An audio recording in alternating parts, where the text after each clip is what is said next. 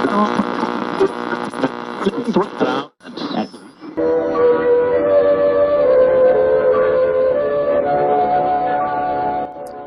pendengar dimanapun Anda berada, waktunya mendengarkan siaran radio Lintang Kobong Sastra Juang. Selamat mendengarkan.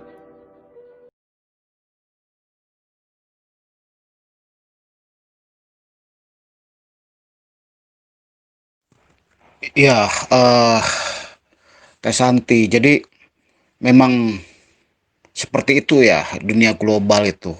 Jadi seolah-olah dunia ini hanya dikuasai oleh sekelompok orang gitu ya. Dunia itu seperti itu. Jadi kemudian kita digiringnya gitu. Nah, temuan-temuan para ilmuwan itu kemudian dieksplorasinya untuk kepentingan kapitalisme kayak gitu. Jika toh kemudian itu dipentingkan, misalnya terjadinya genosida misalnya ya, di suatu tempat misalnya seperti sekarang inilah, karena pandemi ini kan sebetulnya genosida gitu ya.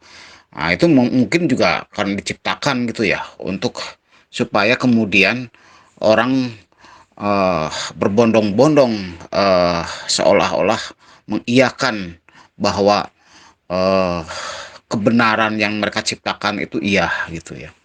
Nah, itu ya seperti menjadi persoalan. Nah, saya tidak bukan berarti saya sedang mendukung ya temuan-temuan orang-orang gitu ya, eksplorasi temuan-temuan untuk soal misalnya penyembuhan-penyembuhan COVID kayak gitu-gitu ya. Tapi paling tidak itu alternatif-alternatif itu juga harusnya didiskusikan bersama gitu ya. Sehingga kemudian menjadi temuan baru, apakah itu benar atau apa, kan itu harus diuji bersama-sama. Tidak harus melakukan penghukuman-penghukuman seperti itu. Misalnya contoh ya, argumentasi-argumentasi yang kemudian mengkritik itu harusnya dibalas dengan diskusi kayak gitu ya, bukan artinya di apa ya, di, di diselesaikan dengan penjara kayak gitu ya.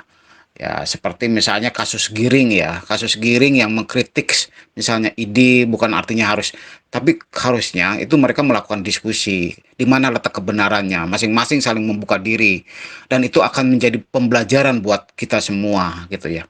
Tidak secara apa ya, secara eh, apa ya namanya tuh, tidak sepertinya lepas dari nilai-nilai diskusi gitu ya. Kita kan seharusnya sebagai masyarakat modern yang harusnya terbuka, dan harusnya kita saling mengisi pikiran-pikiran kita. Kalau dengan seperti itu kan tidak ada diskusi tentang ilmu pengetahuan seperti itu. Itu menjadi persoalan kayak gitu-gitu. Nah, bagi kapitalisme mungkin sangat beruntung ketika ada kekacauan-kekacauan di suatu negara misalnya kayak gitu ya. Mereka akhirnya kemudian mereka bisa mendapatkan sesuatu misalnya dari situ. Karena kepentingannya bagi mereka adalah melakukan pemetaan gitu ya, supaya kemudian perekonomian yang mereka ciptakan itu apa ya, semacam menjadi ekosistemnya gitu loh kayak gitu. Makanya dibangun kelas-kelas sosial seperti itu. Eh, itu tidak lain seperti itu, dan akhirnya kita menjadi tunduk pada realitas seperti itu. Nah, ini menjadi persoalan. Makanya kemudian ketika ada teman-teman dari Ciptagelar, misalnya masyarakat Ciptagelar atau masyarakat Baduy dengan mengisolasi diri dengan seperti itu, dia lepas dari dunia global kayak gitu, dan dia menolak daerahnya menjadi tempat wisata, gitu ya, tempat pariwisata. Saya pikir ya itulah gitu ya, kemandirian itu. Tetapi kan sebagian manusia di bumi ini menyepakati adanya dunia global. Ini yang menjadi persoalan.